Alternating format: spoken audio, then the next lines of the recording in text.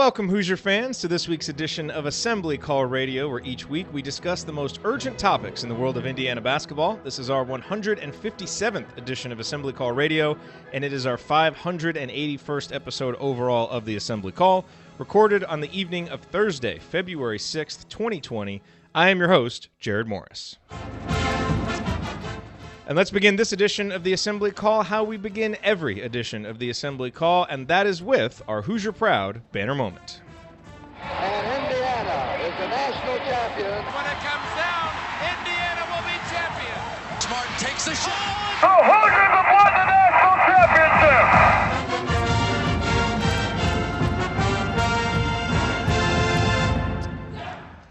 This week's banner moment occurred on Tuesday when our very own Andy Bottoms, who towers over other bracketologists like Kristaps Porzingis towers over opponents, released his latest bracket projections over at InsideTheHall.com. Andy has Indiana as a number 9 seed, which means that the Hoosiers are, at least as of right now, solidly in the field and not on the bubble. The Hoosiers are one of 10 Big Ten teams in Andy's field, with Purdue among the first 4 out, although that was before their big victory over Iowa, to be fair. The other bracket projections that we pay the most attention to from Coach Tonsoni and the team at Delphi Bracketology had Indiana as a number 8 seed. Mike DeCourcy has Indiana as a number 9 seed. And these projections are more or less in line with what the majority of bracketologists are projecting. According to Bracket Matrix, the Bracket Matrix composite bracket, Indiana is the second number 10 seed, and the Hoosiers are in every bracketologist's field but one. And while we all have higher hopes for IU hoops than sliding into the NCAA tournament as a low seed, we all also know, or at least should know, that just making the tournament this year would represent significant progress after missing the last 3. So it's still very encouraging that the Hoosiers are holding on to a projected tournament slot despite what has happened since December 28th. On that day, you will recall, Indiana was 11-1 and ranked number 33 in KenPom. Since then, starting with the home loss to Arkansas, Indiana is just 4-6, with 2 home losses and 4 road losses by 9 or more points. And 2 of the victories have come over sub-100 Northwestern and Nebraska. During that span, the Hoosiers have fallen to number 41 in KenPom. In other words, it's been a struggle, and there has been plenty of bad basketball played with a few spurts of strong play at home. But hyper-focusing on Indiana like most of us do and getting caught up in the game-to-game ebbs and flows can warp our perspective of where this IU team is in the grand scheme of things nationally. And right now, everywhere you look, the Hoosiers are a tournament team. Coming into the season, almost all IU fans I talked to would have considered that a success, and I think we all still do. Now look, Indiana clearly still has work to do to maintain their tournament spot, and it starts Saturday with a very important home game against Purdue. Win that, get win number 16 on the season, get back to 500 of Big Ten play, and we can all exhale just a little bit. And remember that this season, potholes and all, still remains on track. All right, now let me introduce my esteemed co-host for this week's show. Ryan is not here tonight. He is already in Bloomington, where he will be today, tomorrow, this weekend. So we look forward to seeing him there when we all get into town. So to my left, he is the Fran McCaffrey of Girls U Sports Coaching in Cincinnati, the president emeritus of the Robert Johnson Fan Club, and, well, let's just let his new intro music handle the rest of it. His name is Andy, and he's great at coaching his kids now. Coaching his kids. When it comes to bracketology, he's a natural whiz now. Natural whiz. If it were a degree, you know that he would have a PhD now. And he'll have fun. While the Hoosiers make the tourney again. Fun. While the Hoosiers yes, he'll have Fun. While the Hoosiers make the tourney again. Fun. Huge hat tip to Bob Thompson for the great work on that. Andy, what is your bottoms line on the last week in Indiana basketball? That was well done. Very well done, Bob. As always. For me, looking forward to the weekend to hang out with you guys in what has really become a big game for IU, and so game takes on additional importance than it already had.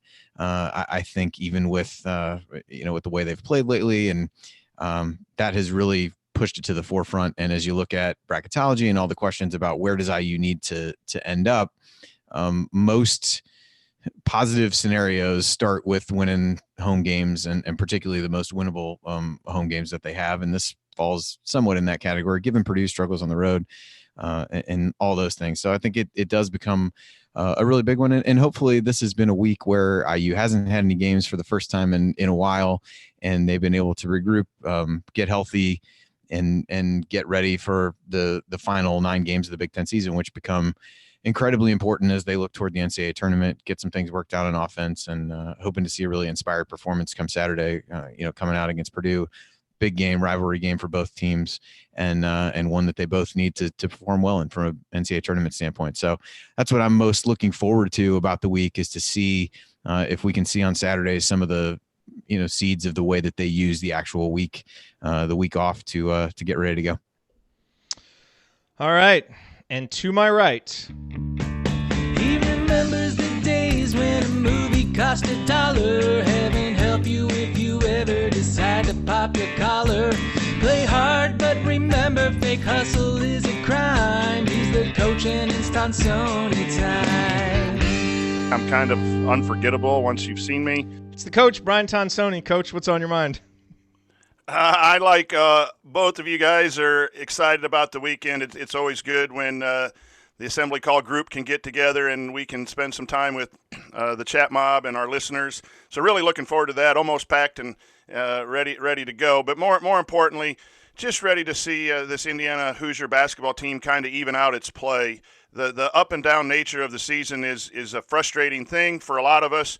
You play well at home and a lot of energy, and then you go on the road and not only lose, but it just doesn't look like the type of team that we expect and we want. So which Indiana team is going to go forward, and can they play a little more consistently game to game, and can they play consistently within the game as well is what I'm looking for. And Indiana is still 15-7. And right now safely in the tournament, and there's a long way to go before they fall out of the tournament. It can happen, but more positive. It's another time for us to be in an assembly hall and enjoy the atmosphere and hopefully bring home a win. But the other thing for our listeners is we're locked in on Indiana. There's a lot of teams that have the same issues that Indiana has, but playing great at home and really bad on the road. In the Big Ten and outside of the Big Ten. So as we talk in our second segment about bracketology, Andy and I see that a lot with other teams that just sometimes don't show up on nights. So we're not alone. It's still not acceptable, but let's focus on beating those Boilers. Absolutely. Okay, so coming up this week, we're going to look ahead to that IU-Purdue game, do a little preview of that. Then we're going to dive into some bracketology talk. It's the first week in February. It's time to get serious about that because the bracketology questions are going to start coming fast and furious. And then we've got a whole bunch of really good mailbag questions from you all, so we're going to dedicate a lot of time to that. All of that coming this week on Assembly Call Radio. Before we get to all of that stuff, a quick reminder about tickets. If you are looking for tickets to IU basketball games for the remainder of this season, including Saturday's game against Purdue for the Hoosiers at home in Bloomington, and I checked yesterday or the day before, and there were still some pretty good tickets on SeatGeek. SeatGeek is the place to look for those tickets. They deliver the best ticket buying experience with their website and app, and they also will help you identify the best ticket values so that you get the best possible seat for your money. And best of all, you get $10 off your first purchase with the promo code ASSEMBLY. So use the URL iutickets.shop. That will take you directly to the IU basketball ticket listing on SeatGeek. That's iutickets.shop. And then use that promo code ASSEMBLY, and you will get $10 off your purchase at SeatGeek. Okay, so real quick before we dive into the IU-Purdue talk, just to let you know what the plan is for this weekend. So Ryan is already there in Bloomington. Coach, you're driving down tomorrow. Andy, you're driving down tomorrow. I'm flying in tomorrow, so we will all be there, have our annual team dinner. And by the way, those of you who have donated to our show, supported us, part of what we use that money for is paying for that annual team dinner that kind of gets us all in the same room. We spend all this time, talking to each other, looking in these Zoom windows, talking into our computers, and it's always such a great time to get everybody together in one room, share a meal. So we appreciate everybody who supports the show and makes that kind of stuff possible.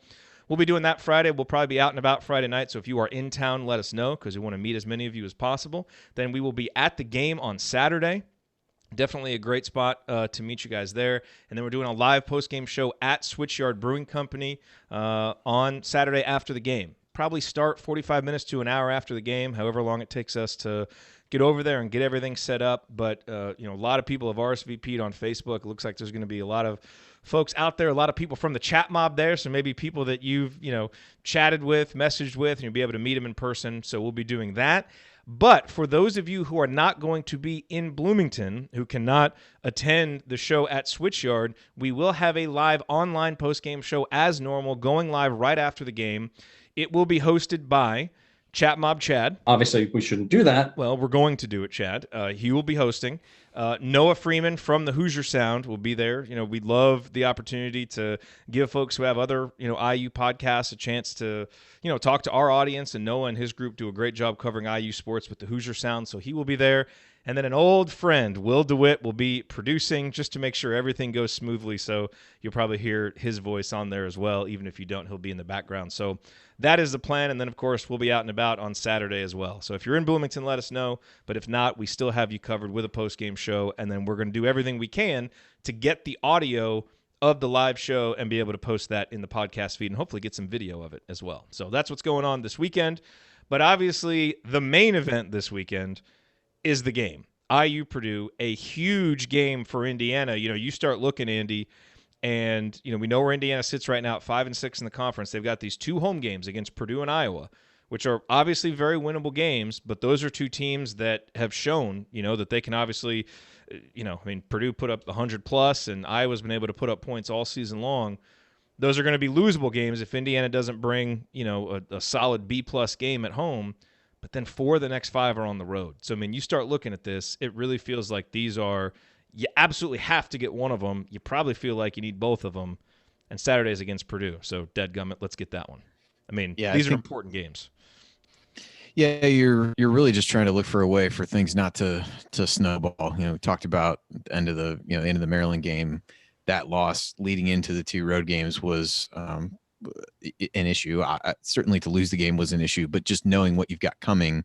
And to your point, I think these 2 home games take on a similar importance because you've got road trips for the next 5, even though maybe the Michigan game feels less daunting than it did at the beginning of the season based on how they've at times. But and then you go to Minnesota, where IU had one of its worst performances of the season a year ago, and has been more often than not a place that IU has struggled. So, and then you throw in the other 2 road games in that, or at Purdue, certainly a tough place to play. They've boat raced just about everybody that's come in there lately in the Big Ten, and then at Illinois, a team that's playing that IU's had some success against, but a team that's playing really well. So it really becomes important. It's easy to say hold serve at home, get to your 10 Big Ten wins, and feel good about yourself, but that's in some ways easier said than done. So you got to start with a good performance in this one, because then I think there becomes a lot of pressure on that Iowa game, who's a really good, didn't show it last night, but a really strong offensive team, has some defensive limitations, which they did show against Purdue on Thursday or on Wednesday. But yeah, this is a huge one for IU. Coach, you've had the opportunity to see Purdue play several times at home. I don't think you've seen them play on the road yet. But, having seen them up close, what are going to be the keys for Indiana? Where do you think are some matchups that maybe Purdue has a big advantage, and on the flip side that Indiana has an advantage? Well, I think that Indiana needs to focus on taking away the 3-point shooters. And when I was at we're privileged at Delphi Bracketology getting media credentials at Purdue, so I've been able to go to a few of their games. When they lost at home, where they've played really well, they lost at home to Illinois. Illinois just locked up and chased shooters over screens and over ball screens and stayed with their guards and made life really tough for them to get good open catches, and then kind of played one-on-one in the post, while Illinois's got a couple huge humans inside. But I think it's the key is going to be Joey Brunk and TJD and Deron Davis coming off the bench.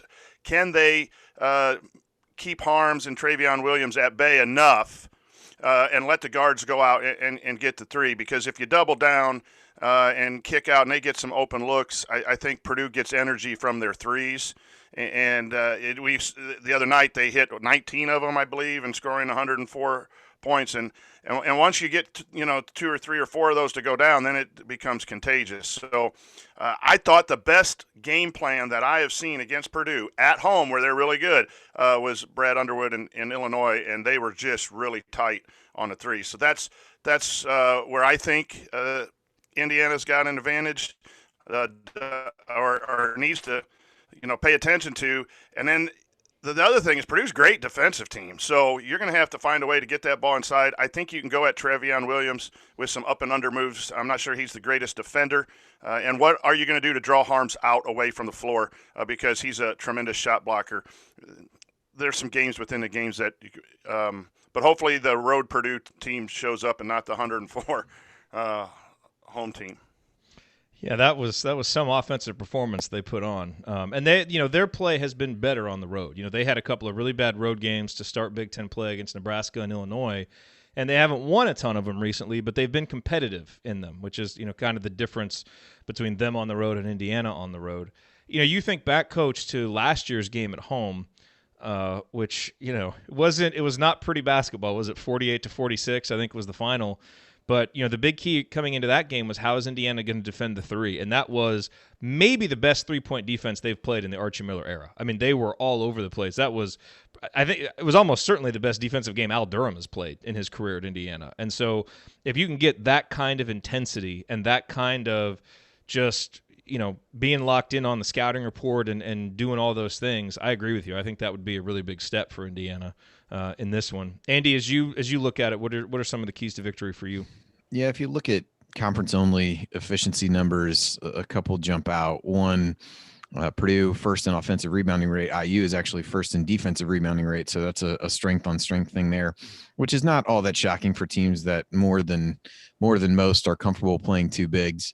I know you on Podcast on the Brink talk with Dustin DePirac about what kind of matchups they would use. Purdue started Boudreaux the last couple of games. He's responded really well, so you'd have to think that they'll start out with that. But how much will you see each team play two bigs and then just have the lane completely clogged up on both ends? And the other area that Purdue's excelled is forcing turnovers. So they're first in conference play in defensive turnover rate, which is probably as terrifying to most IU fans as it feels to me, given how IU is taking care of the ball at times over the course of the Big Ten season. And then even just overall on the season, Purdue is top 10 in three-point defense. IU more often than not does not need help shooting poorly from beyond the three-point line. So those are a few things, at least statistically, that stand out, that if IU is able to reverse some of those trends or keep Purdue or negate some of those strengths that they have, I think that would go a long way toward winning what I would expect will be a pretty ugly game in a way similar to last year. Purdue's they're 341st in tempo out of 352. So they want to try to slow it down. I think with their personnel this year, that makes a lot of sense, that they don't really feel like they have the firepower to get into an up and down game with people in the way they did last year. But I think your point is well taken about how well IU played defensively last year against a much more talented Purdue team offensively. So they're able to bring the same effort, have the same success. That would certainly bode well at home for IU. And the ball screen defense always worries me because Painter runs some nice slip actions and some double ball screen handoff plays. I think that's going to be interesting to watch too, how Indiana decides to guard that with some players that typically struggle in ball screen coverage. Yeah, Ohio State really had, for reasons unbeknownst to me, despite the fact that I did not watch the second half live because I had to go to one of Mallory's games, I watched it, and there were so many plays that Ohio State got either directly off of having guys slip ball screens or as a result of getting IU in rotation from guys slipping ball screens, where they just got wide open threes in the corners based on the guys they had stationed there. So that's a good point to watch for that.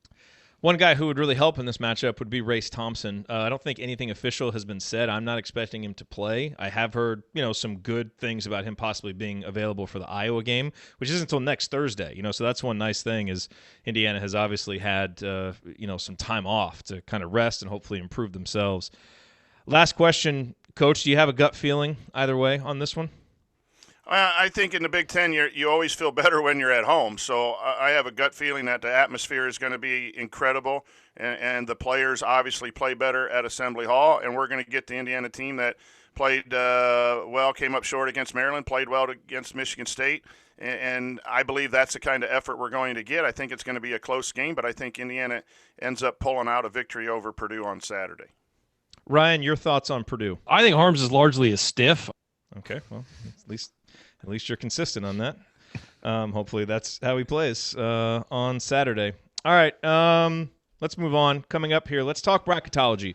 You know, we are fortunate to have two of the best bracketologists in the business right here on our show, so let's pick their brains about what Indiana needs to do down the stretch to make sure they don't miss the NCAA tournament for a fourth straight season, and just what the overall landscape looks like. Stick with us here on the Assembly Call.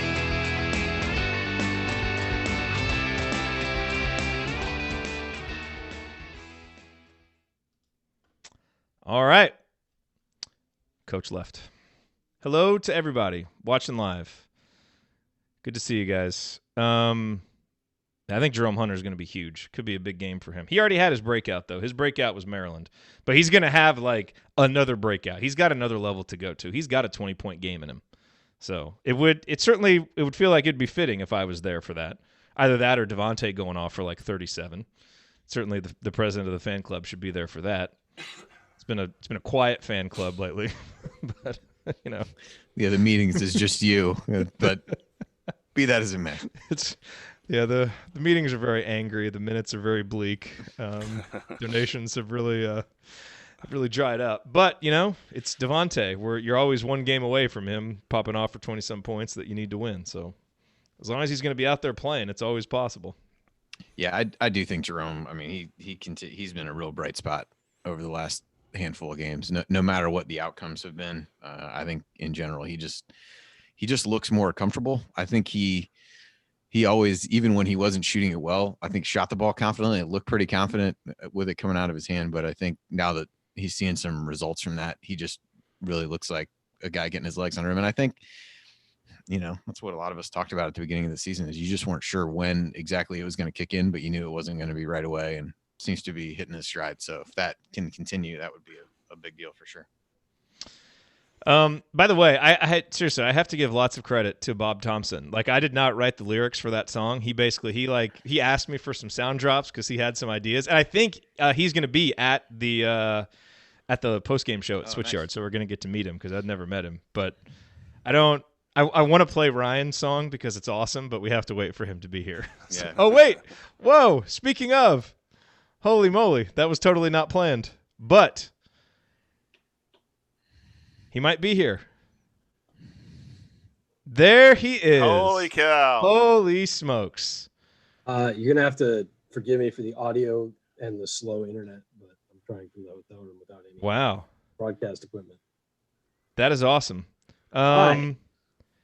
So we definitely have to play your intro music now that you're here. ahead. Do I have it in? Well, no, hang on a second. I got to pull it up on the soundboard. I wasn't prepared because I didn't know if you were going to come or not. But I want our podcast folks to be able to hear it, so maybe we'll do it at the top of the next segment. All right. I've got a few minutes. I can't say. Yeah, well, we're going to talk bracketology, so we don't even need your opinions. We just want you here to listen to the song. We're just here to ask questions during bracketology. But thanks for hopping on so that he can Yeah, insult all you. right. I'll get out of you here. Have a good do night, that. guys. No, how is Bloomington? Good. It's cold. It was Cold? snowing when we landed. Yeah. A little chilly. My girlfriend is from the desert, so she's adjusting to life in the cold. Did she pack adequately? Did you prepare Yes, her she did. well enough? No, we prepared her. She went to Connecticut with us a few months ago, so she's used to, she's been in the cold before. So Okay. Did you tell her that stick in the back of the car was an ice scraper? yeah, Put out on social media? Okay. Yes. Needed here last couple days. Okay. But yeah, we hit the ground in Indy and it was snowing and drove down in the middle of rush hour traffic, but still great to be back. We went to dinner, hung out a little, and now we were up at 3:30, so we're pretty much ready to end the night. So Yeah, get a good night's sleep tonight, and then you're ready to go for the next couple nights. That's smart. got it. That is smart. Where'd you guys go to dinner? We went to Uptown Cafe, Nice. which is a favorite of mine. So did the Cajun meatloaf and mashed potatoes. Highly recommended. Very nice. Everybody loved their meal, so it was great. Very nice. Okay, well let's. How's the show going, guys? It's going great so far. We're talking about bracketology and IU-Purdue. So Where are we gonna be seated, guys, as of today? 9, 8, 9. yeah, Delphi has us Impressive. 9. I had him as the last 9 on, I guess, after Monday night's game. So I haven't redone anything. So they probably, if anything, would have maybe moved up a little bit given how most people have played. Yeah. Would Purdue be in your field now after what they did to Iowa? That put him what? That put him 3 games over 500. Yeah, probably. Jumped him up like 13 spots in Ken Palm or something insane. Oh, well, I can imagine. Like as if they weren't high enough already. Yeah. Ken Palm just looks for any excuse. I can imagine a performance like that will have a very positive impact. They scored, what, 1.5 points per possession or something insane? Does Painter have compromising photos of Ken, or what's the deal? Like, we got to get to the bottom of this. They just lose close. I think that's the thing. Indiana wins. And then they have just some massive, and then they just have some massive games that, like the one they had yesterday that just blowed up, because they did kind of the same thing against Virginia, where they just were lights out, on fire against a really good defensive team. Not that was the case last night, but they were just lights out. They have some of these huge games, and then they play a lot of other people close enough to those games don't kill you. They build up a few with some big ones and go from there. Purdue is officially the best team in the country that doesn't win. It's a great call, Mark Titus. That's my favorite line from that show. Yeah. Okay, let's go on to segment 2. Ryan's here. We can do his music. This is going to be great. Okay. Here we go.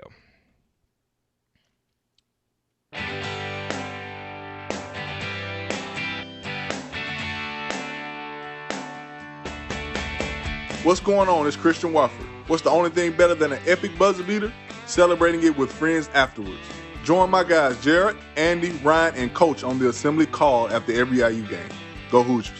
Thank you, Christian. Welcome back to the Assembly Call. You can find all of our content at our website, assemblycall.com. And if you ever want to join the chat mobbers during our unedited live broadcast, or watch those replays and see all of the between segment banner, then check out our YouTube channel, youtube.com/assemblycall. I'm Jerod Morris. I'm here with Andy Bottoms and the coach, Brian Tonsoni, and with a special guest who just popped in live from Bloomington.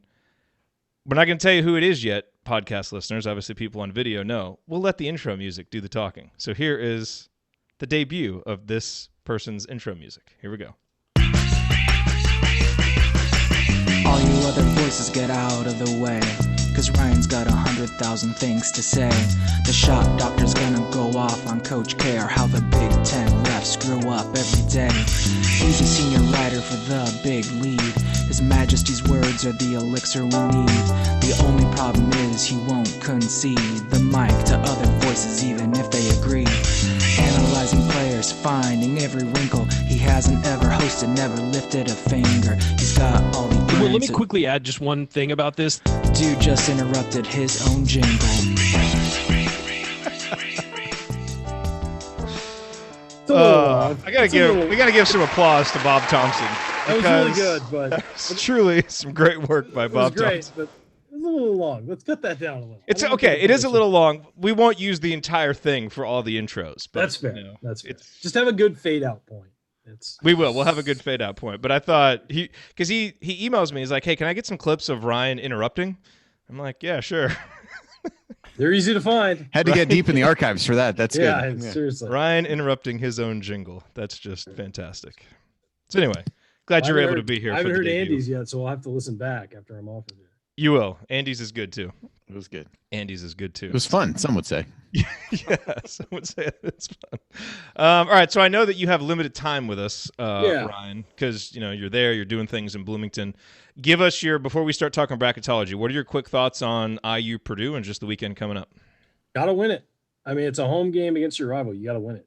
I think that this is going to be a big one for Indiana. If they can't win this, you're on a 4-game losing streak. One of those games you blew, the other 2 you did not play well on the road, and then you've got a home game that is incredibly winnable, and you're just gonna let that go. So I think they really need to right the ship this week, kind of find some solid footing, and hopefully get their whole cast of characters win it, get a little healthier, and I think it was Iowa next. I haven't even looked at the schedule today, but it's get ready to move on to Iowa and hope that you can have everybody and ready to go for that. But you got to win. I'm sorry, it's a Saturday home game against Purdue in the middle of a tight Big Ten season.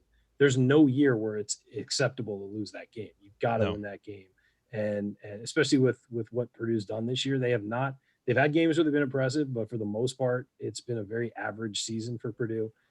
Got to beat that team. I mean, you just have to, and you have to play well. You have to play smart. You've had a week off to prepare too. There's no excuse for losing this game. And Archie has not beaten Purdue And given how well they've played at home and how poorly Indiana's played at home, it's not likely to happen up there. So if he doesn't want to exit his third year without a victory over Purdue, got to get this one. I agree with you. This is it's not a must-win technically, but it's it's one of those. It feels like it. Sixth game. It's about as close as you're going to get to one of those, given the opponent, the stakes, all that. Yeah, and you're right. Plus, we're there. Come on. We came for a Purdue game specifically to go to a Purdue game. You got to win this one. Come on. Absolutely. All right, Ryan. Thanks for popping on. Feel free to hang out if you want to, but obviously I gotta go to bed. I'm sorry. Gotta go to bed. Plus, you guys were going along just fine without me. I think that you'll survive without. Okay. Thanks for popping on, man. You're we'll welcome. see you tomorrow. Cool. See you at dinner. See you tomorrow. See ya. Yeah. When are you guys getting in? That's the quick question. I'll get into Bloomington around 6. And Andy's coming in the afternoon, right? Yeah, we're planning to leave in the morning, so we should be there lunchtime, early afternoon, I'm guessing. Ring me up, Bottoms. All right, we'll do. Later, guys. See you, man. Okay, so let's talk bracketology, guys. So just, in case people have forgotten how good you guys are, bracket matrix rankings overall, Andy currently number 11, which means he's like the Maryland of the bracket matrix. I don't know what he's going to think about that comparison, but Maryland's ranked number 11 right now. Delphi Bracketology number 13. So, Coach, you guys are the Seton Hall of the bracket matrix right now. And just, for kind of comparison of what that means, Joe Lunardi, perhaps the most famous of all bracketologists, he's number 55, which is Louisiana Tech, which is a surprisingly good record for Louisiana Tech, one of Indiana's non-conference victories. So, we don't say that to disparage them or him. Should have put Jerry Palm on there. We'll throw some shade at Purdue if you really want to dig the knife into somebody. But that's neither here nor there. I didn't scroll down that far. So, but no, you guys do a great job with bracketology. It's definitely a point of pride for this show. So let's hop into these questions. First one from Dan. Andy, I'll go to you first. He says, I try to stay positive with the Hoosiers, as I hope all alumni should. My question, what do you honestly believe the odds are that this year's team will make the big dance? I think predicting much of anything with this year's team based on what we've seen so far is probably challenging. But if this team plays like it has over the course of the season, wins some of these home games, I feel pretty good about it. I think, as Coach mentioned at the beginning, unless you're doing this on a regular basis, you don't have a great feel for how poor some of the resumes are right around the cut line. So even though IU might be, they were my last 9 seed the other day, even if they've dipped to a 10, like there's a ways yet to go to fall out of the field, at least in my eyes, compared to some of the other teams that are there. So I think if they can play roughly 500 basketball from here on out, I feel pretty good about it. You certainly would feel better at 5-4 over these last 9 games than you would 4-5, which I know some of the other questions tackle a little bit, because I think 4-5 puts you in a position where you may need to win in the Big Ten tournament to feel good about yourself, which no one would feel good if that was the case. So, but I think if they play roughly 500 basketball, which is essentially what they've done thus far in conference play, I think you can feel pretty good about it based on the wins they have, the fact that none of the losses they'll take will be bad. The strength of schedule is better than I think any of us thought it would be at the onset, and you'd have a good number of quality wins by doing that. Coach, are you more or less in the same boat? Yeah, it's one of those when you watch them play, you get frustrated because they don't play well on the road. And there's a lot of stories out there about the poor non-conference. But when you really look at the resume, the only thing that is a negative is their net ranking of 52. And I think that reflects the wide variances of their scores. And then the efficiency numbers go up and down, as opposed to some teams that play real tight games. And I think that keeps their net ranking a lot, tighter and better. So, Indiana has lost, all of their losses are to teams 37 or better in the net. And when you look at the team sheet, they've played a lot of good, solid teams, and they have one of the one or two toughest schedules going down the stretch. I think that's going to be taken into consideration. They have what I counted 5 wins against our bracket, and that includes 2 automatic qualifiers, but Louisiana Tech has had a nice season. They're at 83 in the net. Sometimes everyone focuses on the big wins and the losses, but that's just a good win, top 100 win. And so their resume is better than where people, I think, see them with the net and the overall record, and just the blowouts that they've had. So when you compare it to other teams, I keep putting them lower, and then when we do the scrubbing, which is a word to compare one team to the other, then I move them up, and then I turn to all my Purdue people here in Delphi Bracketology to make sure that I'm not being biased. And they're anywhere from an 8 to 10 every time we have a conversation. But I think that's safe right now. If they lose 2 or 3 more in a row, then I think that's when I'm going to get really worried. But I think 19 wins makes for a relatively safe Selection Sunday, depending again on what other teams do. Yeah. Let's see. So we've got 9 games left plus the Big Ten tournament. And this, Andy, you got a couple questions on your post at Inside the Hall. And so this questioner wants to know what the minimum threshold of wins and what those wins are to ensure a tourney berth. Say we only squeak out 4 more wins all at home and fart out the first game of the tourney. Some just great language there by this questioner. So if we do that and fart out the first game of the tourney, Andy, are you still feeling good if we only win 4 more all home games? I think I'm trying to think how I answer this. Probably just read my answer that I gave on the post, but I think you would feel relatively good, but not 100% safe. I wouldn't think they'd be considered a lock at that point. Because to me, if you take the 4 worst home games, worst being lowest rated, probably at least a couple of those fall in quadrant 2. If you look at IU's remaining games, 7 of them right now fall in quad 1. All the away games will remain there pretty much no matter what happens. There's a couple of the home games that are right on the border. The Purdue and Iowa games are right on the border. But so let's say you win those 4, you'd end up with, and they all fell into quad 2. So you'd end up with 6 wins in quad 2, 3 in quad 1, 9 wins against the top 2 quadrants with no losses outside with 1 loss outside of Q1. I think you'd feel pretty good. It's always dependent upon what other people do, but I think even the worst 4 wins out of who IU has left is going to be against teams that are vying for NCAA tournament berths, which helps you as you get into that point. So I think you'd feel okay, but not 100% safe in that scenario. Apparently that was Stuffing Things from the chat mob that sent that question in. So way to go, Stuffing Things. You know, to add to that, too, when you start looking at the teams on the bubble, Indiana's not quite a bit above them, but at least safely above them. You know, we have a lot of teams that already have 10 losses. Minnesota, Georgetown, 10 losses. Arizona State 13-8. North Carolina State 15-8. But they either have really bad losses or their net is even higher. So you know, teams that are higher net that are out right now are VCU 35, Mississippi State 41, and Minnesota 43. And 2 of those teams have 8. One has 8 losses and one has a 10 loss. So if you're looking for teams to replace Indiana, let's say right now, you got a lot of teams down there that are on the struggle bus that will be the next teams in. That's a little comforting right now. You know, get 2 or 3 more wins, and then I'm going to breathe a little bit easier, because if you lose 8 in a row, then yes, that's obviously a problem. But I always try to tell people, compare. Don't just look at a number of wins. You know, 19, but everyone wins that's on the bubble and passes you. You can get to 19, and we tell you 19, and then Indiana's out, and then we look foolish given a definitive win total. But 19 is what I'm shooting for before the tournament, and I think that would be good.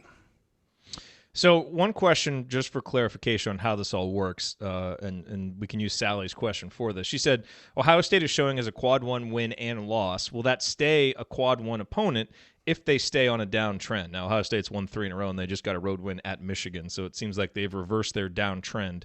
But in general, will that be a quad 1 win no matter what, or is it all just basically like what they are at the very end of the season, like right before the brackets come out?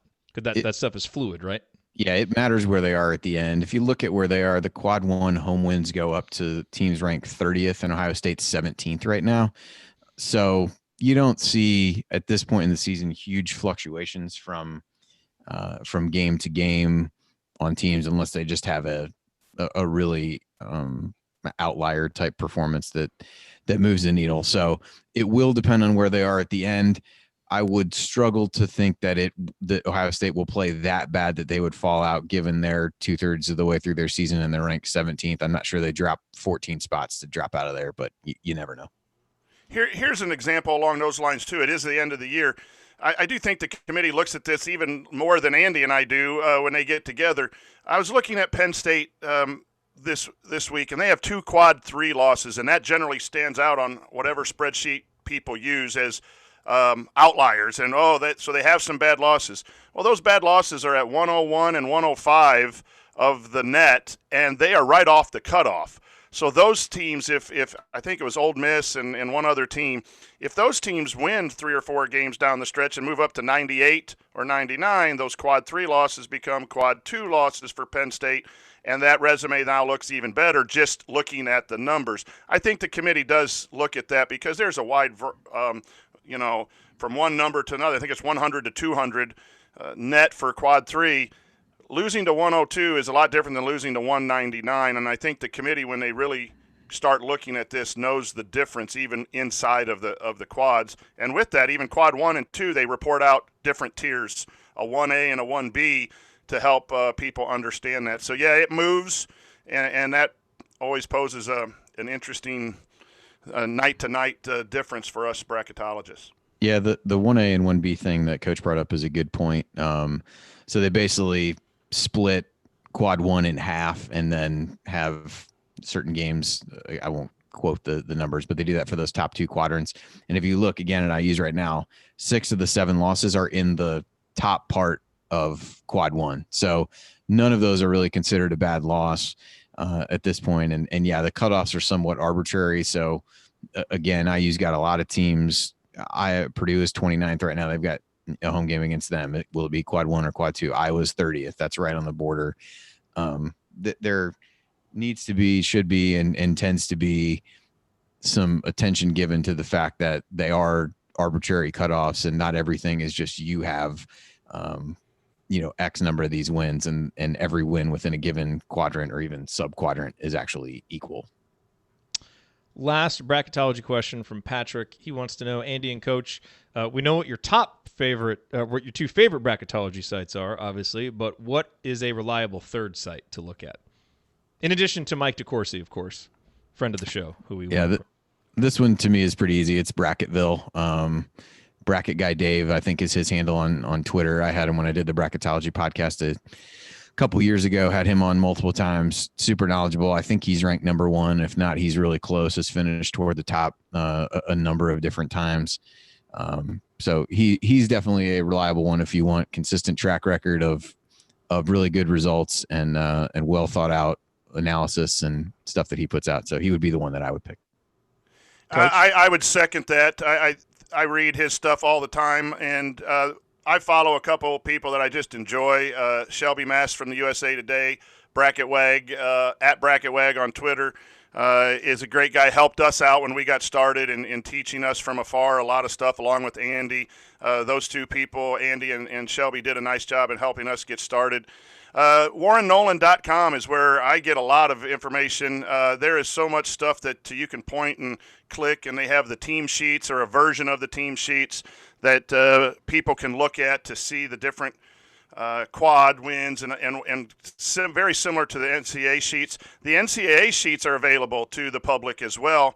It's NCAA RPI Archive. If you Google that, you should be able to find the team sheets that the actual committee will look at, which have all the other metrics, the KPI and all that stuff listed too. So those are some fun things if people want to just look at a variety of sources. But those are the places that we use on a regular basis for our group.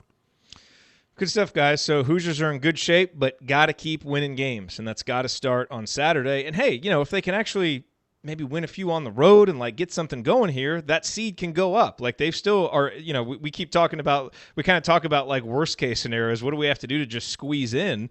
But Indiana's put themselves in a position that if they get hot down the stretch and start playing better, they could get up to a 7 seed, a 6 seed, maybe even higher. So let's see what this team can do, but it's got to start Saturday with a big win over Purdue. All right, coming up in our third and final segment, we will answer more of your questions. The mediocre question of the week is back, so we'll start there.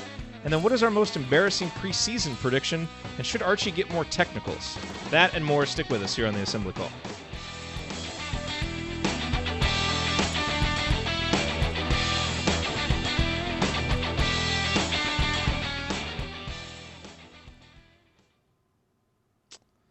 All right. Nice job, guys. You always do a good job with the bracketology conversations. Yeah, Coach is right about the Warren Nolan side. It's a little bit easier to use, I think, than going through the if you want to look at the team sheets, he basically lays them out the same way, but it's a little bit easier to use than just using the NCAA one and scrolling through everybody. He kind of has some different things where you can collapse them all and then look for the one you want and expand it.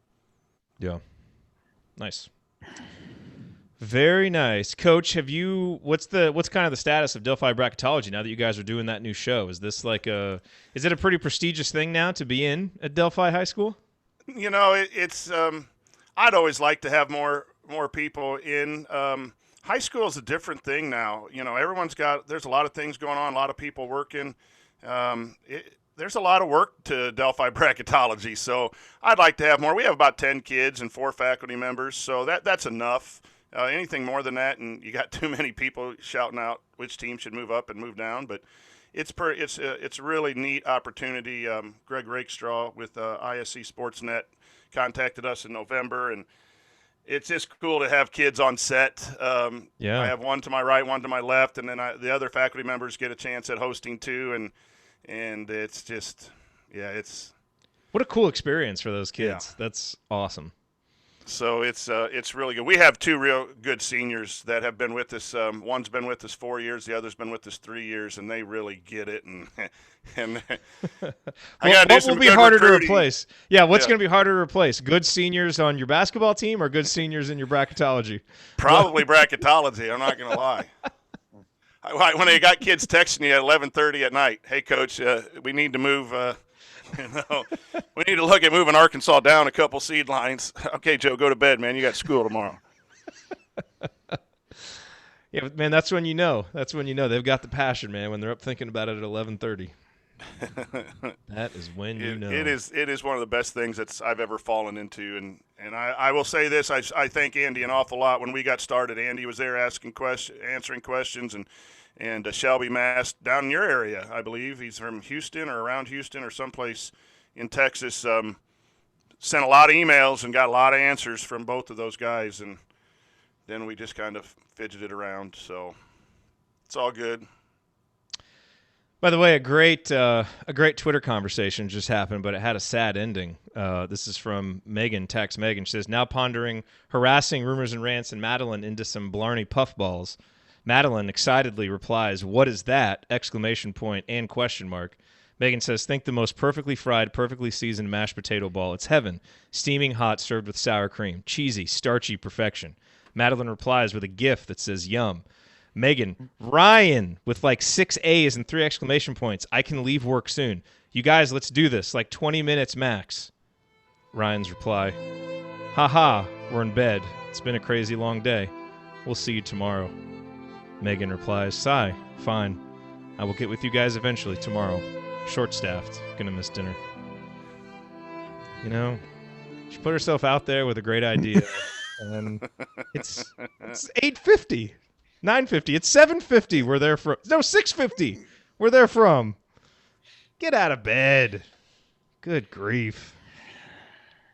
Yeah, that was harsh. It's completely ridiculous. Yeah, it really is. It really is. Get out of bed and go enjoy Bloomington. Come on. All right. Let's answer questions. Man, I really don't know if I know. I'm sure Jay would be able to send those over-under predictions that we made at some point during the season that amidst the euphoria of how well they were playing. I'm sure there's 8 stupid things that I said on there. Please I just don't know what they are. He did send it to me at some point in the past, but Please do not have the drop of me saying Devontae Green for all Big Ten after his 30-point effort. At least you're the only one on the show that had some irrational Devontae Green preseason predictions. I did not fall prey to any of that. I can assure you of that. There are no drops of that in the archive. All right, but the season. Hey, you know what? The season's still young. Devontae's got a chance to rewrite the entire narrative of his career over the final 10 games. He really does. I mean, if he gets hot and Indiana plays well, and you can do a lot of legacy work. The final 10 games if something special can happen. I'm not saying it's likely, just saying. You dumbass. All right, fine, Coach. Goodness gracious. If ifs and buts for candy and nuts, we'd all have a Merry Christmas. I won't say the other one I usually say, but let's answer some questions. All right, we've got about 10 minutes, and then we can just pick up the rest at the end. Okay. And then finish quick, pack, and get ready for tomorrow. All right, here we go.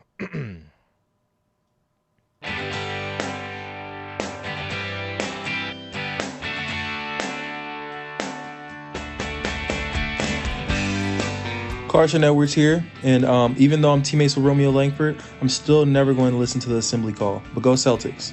Fair enough. Romeo with the start last night. Way to go, Romeo. You are listening to the Assembly Call. I'm Jerod Morris. I'm here with Coach Brian Tonsoni and with Andy Bottoms. Remember that you need to be subscribed to our email newsletter. We send out a weekly IU News Roundup even during the offseason, and after every game, we send out a detailed post-game analysis. Just text IU to 66866 or go to assemblycall.com. That's IU to 66866 or go to assemblycall.com. All right, time now for the mailbag, fellas. All questions submitted via our private IU basketball discussion community, which you can learn more about and join at assemblycall.com/community. And we will begin with the mediocre question. It's not that good, but it's not that bad. It's Jay's mediocre question. Yes, from Jay, who will be there on Saturday at Switchyard, so it'll be good to see him and talk hoops with him. He wants to know, is it a good thing that Purdue just made 100 threes and beat Iowa by 1,000,000 yesterday? I can't see them doing that again on Saturday. Coach, is that like how do you look at that? Will they maybe be overconfident? Or is this a sign that all of their players have turned the corner and are going to be great shooters now? No, you play it as a coach. You just plan for what you were planning for before they unloaded for 19 threes. You knew they are capable shooters, so that doesn't surprise you as a coach. One game is not leading to another in Big Ten play. If it did, Indiana would have played better the last two games on the road because they had two outstanding efforts, one in a loss to Maryland, and then went on the road and played completely different. Purdue had to have a three-point buzzer beater at Northwestern on Sunday to win at Northwestern, then come home and play, lights out. So they're a good team. They play solid defense. You respect them, and then you beat them. And you don't worry about that. You do worry that they get hot and see it go in, but, again, the atmosphere and the sight lines and all that are a lot different than at home. So we're all right. I agree. Jay also wants to know, Andy, over-under on losses for the Big Ten regular season champ. He's setting it at 6.5. Yeah, I looked briefly at this. I really looked only at Maryland and Illinois because everybody else already has at least 4 losses, and it just strikes me as hard to believe that with 8-9 games down the stretch, I don't know that anybody's only going to lose twice out of Michigan State, Penn State.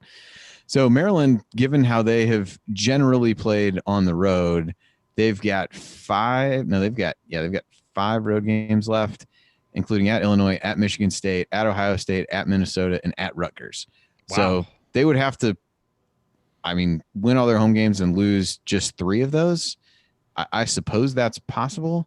And then Illinois is the other one. They might have the better chance to do that. They only have 4 road games left at Rutgers, at Penn State, at Northwestern, and then at Ohio State. But they do have Michigan State and Maryland both at home as their next 2 games.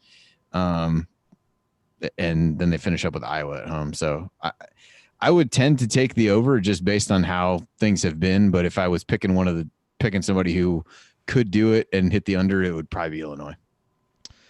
Jay's last question, over under 10.5 drinks for him on Saturday. I'm definitely taking the over on this question. Podcast. Well, I hope not. If it's that far over, it might not be a very good game on Saturday. He's saying before the podcast. I stand by it. I stand by the over. Jay's solid. If you've been with Jay in scenarios like that, I'd take the over. Okay. All right. I'm down with that. Okay, let's see. James wants to know, for each host, what is the most embarrassing preseason prediction that you got wrong and would like to cop to?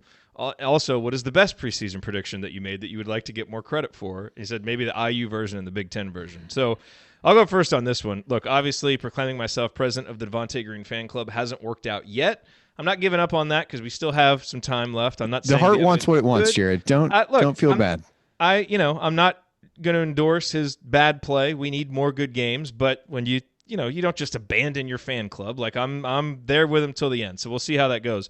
But the one obviously that has not turned out well that I was saying over and over again this offseason is that Indiana would be, a decent three-point shooting team and that we would finish in the top half of the country. That has not happened right now. Indiana is 266th. Part of the reasoning there was that, you take away Juwan and Romeo and their high volume of low percentage three-point shooting, and our other guys, they would get a higher percentage of the threes and we'd make more. And that part of it hasn't been too far off. Devontae's shooting 35.9%, Rob's shooting 37.2%, Al's shooting 35.9%. So, those three guys, if you take their average, that's a pretty good three-point shooting team right there. The problem, and what I didn't expect, was that Armand Franklin would shoot 23%, and Jerome Hunter would shoot 26%, and Demezy Anderson would shoot 22.9%. So you've got those guys dragging down the percentages. If Jerome can continue shooting better, if Armand, can kind of get clicking, that three-point percentage can go up. But obviously that hasn't worked out like I thought it would, and it's really hurt this offense. So that's the biggest one for me that I'm hoping it turns around a little bit down the stretch, but I've been very disappointed in that. Coach, do you have one that you want to cop to? Man, it's been a long time for this old man from the preseason. I'm not sure I remember what I said in the preseason. To be honest with you, don't pull out the old man card right now. Yeah, I am. I would say the one I don't remember exactly, but I probably was a little bit high on the defense, and I think that I've been a little disappointed in where the defense metrics are in the 40s. I thought Indiana would be a lot better defensively, especially with the pick and rolls.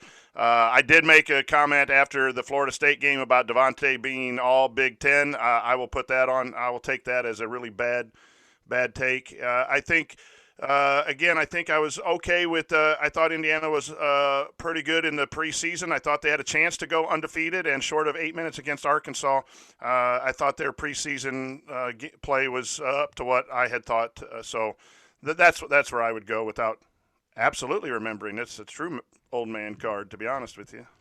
Andy, do you have any that you want I was going to say, I'm like Coach. I don't really remember a great deal of what this isn't preseason, but anything that was said between the final buzzer of the Florida State game and the opening tip of the Wisconsin game, I would like to retract basically anything that was said during that time period. From a Big Ten perspective, a couple teams that stand out to me. I think Penn State, a lot of people were in this boat. And I think rightfully so, skeptical of what Pat Chambers was capable of with this group. They did, they lost Reeves and some of those other things. They've been really impressive. And I think Iowa, particularly in the aftermath of Bohannon deciding to undergo surgery, they've been, Wednesday night notwithstanding, have been pretty impressive. I think they've done a good job there to really what it felt like overachieve, or we all just, or I at least, really underestimated the guys that they had coming back. I think those have been a couple really good coaching jobs of teams that you could have easily told yourself a story that they wouldn't play very well. Yeah, I would like a little more credit for predicting Michigan's demise, because I said all offseason that I was not buying Michigan, that they would struggle, that having a first-year head coach in the Big Ten, that was going to hurt them, and that's exactly what's happened after a good start. So that was one prediction that I did get right. Jay did say that we all three said over 34.5% from three in Big Ten play. So thanks, Jay, for bringing it up and recording all the stuff that we said in the preseason. So there's one I missed. We do appreciate that, Jay. Very much so. I mean, 9 games to get it up from 30.2% over that. So, I mean, maybe we have a 19 three-pointer game in us come Saturday, Or we got Iowa after that. Maybe they'll be generous again, and we can have another one. It is the Fran February fade. So, anything's possible against a Fran McCaffrey defense in February. Let's see. Okay, Coach, this will be a good one for you to tackle. Matt says, we have not been getting foul calls at the same rate recently. Would you like to see Archie, quote-unquote, demand we get more calls by getting teed up and really earn this one? This could also fire up the team. He's been too passive on the sidelines, in my opinion. The questioner's opinion, not mine, personally. I will say this I have seen him be a little less passive in the last 3 or 4 games. There were a couple games right after Northwestern I thought where he was really excitable on the bench. I will say this as a coach. If that has to happen, that speaks volumes for the team. If you have to be loud and screaming and yelling and getting on officials to get calls and do all that stuff. Uh-oh. Did we lose Coach? I think we might have lost Coach. What do you think, Andy? Are you up with Archie getting more tees? I don't know that really solves the problem. I think you can be more adamant about those kinds of things, but I don't know that getting a technical leads directly to you starting to get calls. I think you can point stuff out and you can work the officials, and there's a point to doing that to a certain extent, but I don't know that getting a technical to me necessarily has the desired effect of what you might think that it would. Coach is back. He's gonna get a technical foul. I don't know what happened. Going to get a technical foul on his internet. We got about 15 seconds. You want to finish your thought on Archie and technical? Yeah, I just think it's a really bad sign if the coach needs to get on officials to get fouls. I think the players need to be a little more physical in their play and go harder to the rim more than Archie needing to get a technical. Yeah. All right, well, that is going to do it for us on this week's episode of the Assembly Call. If you want to see us do the show live, join us at assemblycall.com on Thursday nights for the live broadcast of our Assembly Call radio recording. And don't forget to go to assemblycall.com or text IU to 66866 to join our free email newsletter. Special thanks to Bob Thompson for producing a lot of the music that you hear on the show, and thank you for listening. We will talk to you again on Saturday. Until then, take it from me, Yogi Ferrell. Keep your elbows in and your eyes on the rim, and go Hoosiers.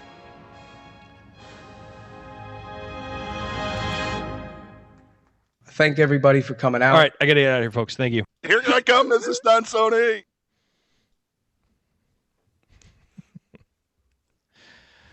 Gonna keep doing it until it stops. I told her to bring her running shoes because I'm going to chase her through Bloomington. After Indiana beats Purdue? Yep, I'll chase her all the way from Assembly Hall to Switch Yards. Line up, folks. You'll see it live after the big win. Let's knock out a few of these other questions real quick. We can probably go through them pretty quickly. Bill says, how confident should we be that as a team we'll be able to run an efficient and productive offense against Purdue's on-ball defense? How confident should we be?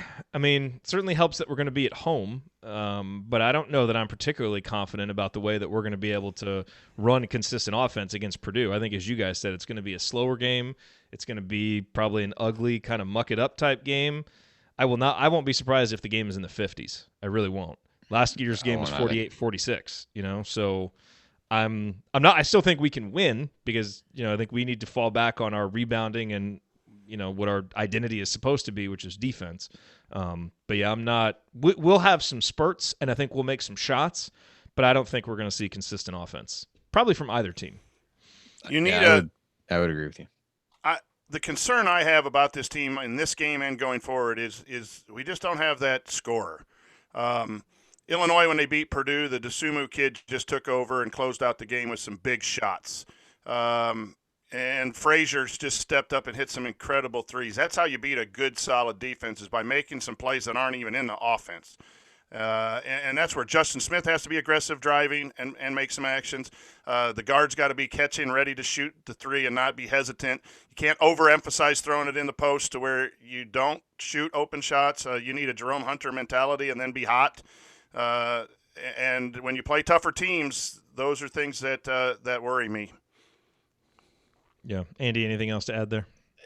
I just think I don't know that you necessarily need to – I used one games this year where they haven't been over a point per possession, and I think that's an easily plausible scenario for this game. I think if IU is able to come out and play defense against Purdue, similar to what they did last year, I think they can hold them down well enough to be able to win when the offense isn't efficient, because I'm just not sure that you're going to get very efficient offense against Purdue unless you really have an uncharacteristic shooting performance, or you really find ways to hammer them on the glass, things like that. I just, given the big guys that they have and the way IU shot the ball, I don't know how you really spread them out well enough to give yourself huge amounts of room to drive to the basket and things like that. So I think barring a atypical shooting performance from IU, I think it's going to be relatively inefficient. But like you said, to me, that doesn't suggest they can't win, particularly given how Purdue's played on the road. So from Patrick, he said, this was posted earlier this week, and this was a tweet from Hoosier Sports Live. It said, word out of Bloomington is Archie has made a tweak similar to Coach Cal. Wonder what it could be. I have not heard anything about this. I really have no idea what it could be. Patrick says, ignoring the accuracy or plausibility of this tweet, it's a fun thought exercise. He says, I looked into what Cal did, and there are a few takes. One being he told his point guard not to shoot for a day in practice and just make plays for others. Assists went up to 22 on the day. 3-point percentage went up. Another was that Cal began calling all offensive sets from the sidelines. Knowing what we do about our team and Cal, what do you think a possible tweak it could be? Anybody have any ideas? I've employed that even with my third grade team. I've told a couple of our better players that they can't shoot because they don't pass very much, and they need to figure out how to find other people and look for other people and dribble with their heads up. So you've never seen somebody look more perplexed than a third grade girl look up at you when you tell them that they can't shoot in the practice. But what are you going to do? I don't know. I would think it would maybe be potentially something with the rotation, maybe doing something more with playing small if you can, and playing less of the two bigs, and maybe really thinning out the rotation the way that it was discussed earlier, but never really materialized short of through injuries and illness.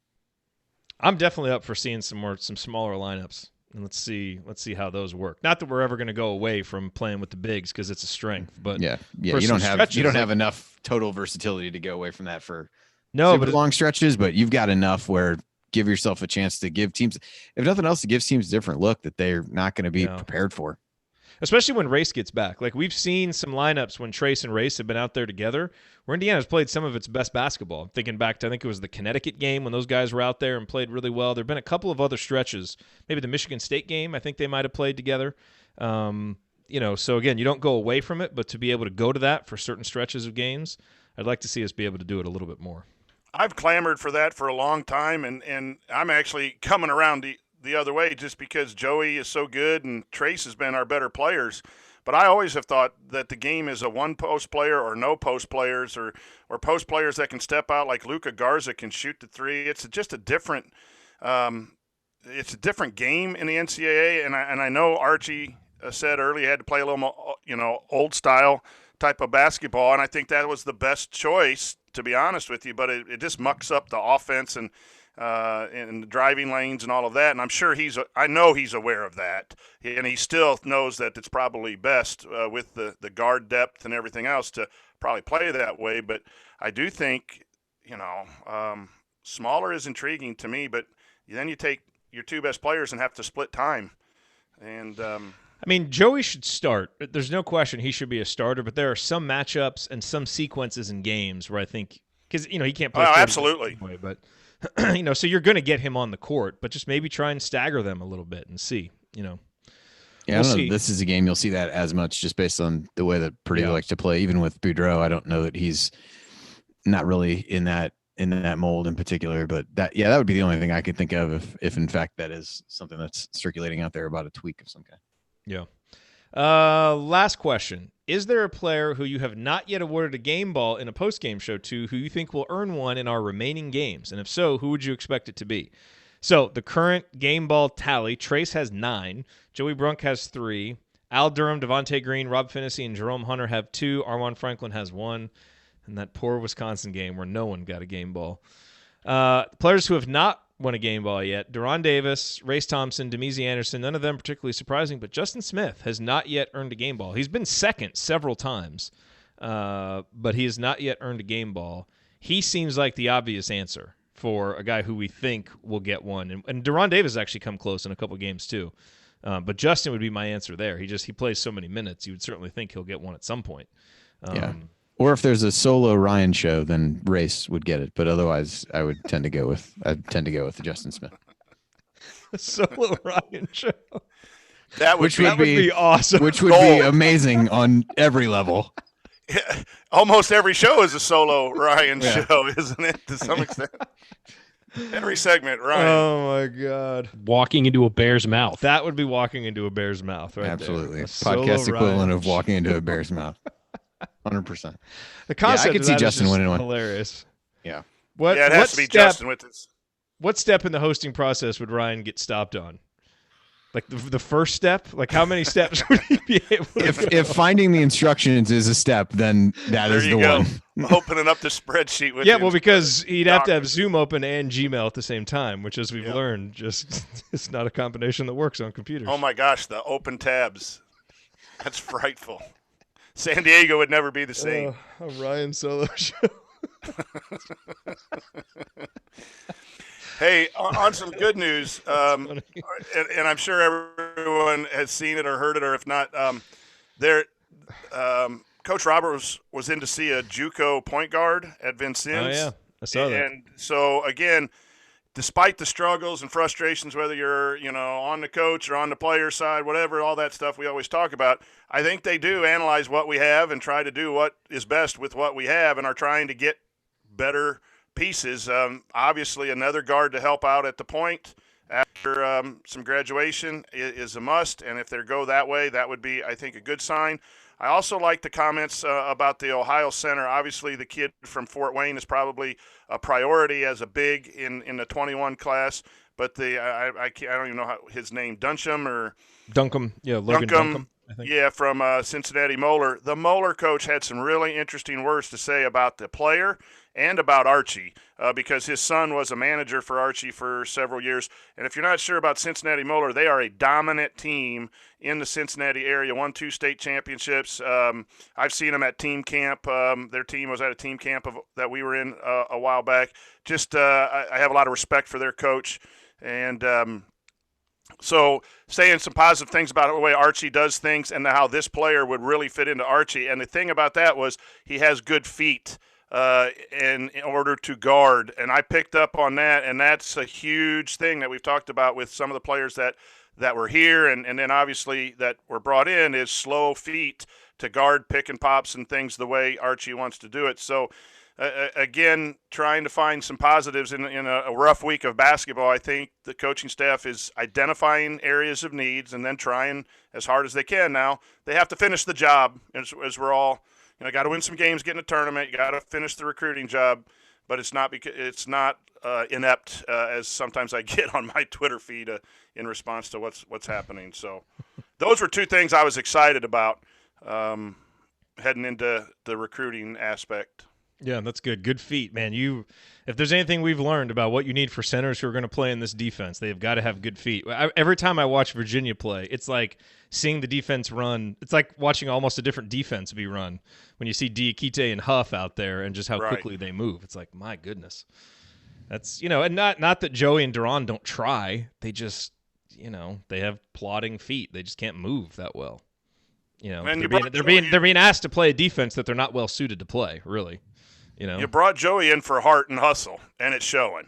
Yeah, you didn't necessarily bring him in for defense because his metrics and Ken Palm numbers showed that he struggled in those areas, and he was a backup center at Butler, and we have to play him a lot, and he's really progressed. Kudos to him, but he's a heart and soul of this team as a first-year player. That speaks volumes a lot too, to kind of some of the stuff that's going on. But yes, good feet, and you need that pick and pop. We missed out on Garcia, but there's a big who can step out and shoot the 3. This program is still kind of in the development stage, as much as we don't like to admit it. And but those were a couple things I found this week to be pretty interesting. It's good stuff. All right, Andy, any final thoughts before we sign off and get ready to head to Bloomington tomorrow? I can't think of anything. I'm excited. I am excited. Time to go pack, drop my daughter off at preschool, get on the airplane. I can't promise, are you guys going to do funny travel videos like the Hoosier Hysterics guys? You have anything planned? I do not have anything planned. And likely not planned because it's not something that I'll do. It's all right. That's their niche. I have a job in education. I can't videotape what I might do this weekend. No, you can't. And still have a teacher. And he would ask that others follow the same rules and not. Yeah, please don't tape me.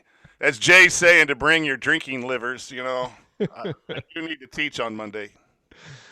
I got to coach a basketball game Sunday afternoon, so that'll be. I got to keep that in mind. You're gonna be like Bob Huggins. Hey, that dude has fun out on the town, or he did at least at some point. Des Moines, Iowa, ran into him out at a coach's clinic. It was impressive. I was sitting there from afar watching. It was really impressive. Good. He's a good dude. He and Bill Self are probably the 2 most notorious, love to go out and have a good time, right? I think Chris Beard might be working his way into that conversation as well, but yeah. Chris Beard? Yeah. Yeah, those guys have reputations. Oh, well. All right. Who knows? All right. Well, I'll see you guys tomorrow. Coach, all right, be safe. What time do you think you'll be getting there? I assume you're just leaving after school. We'll hopefully check in the hotel right around 6 and head right to the restaurant. We get done at 3:30 and quick stop at home and 2-hour drive. So about 6 in Bloomington and then right to dinner. Cool. Yeah, reservations at 7. So okay, get there and have a good meal. Sounds good. All right. All right. See you everybody. Guys. We'll see you later.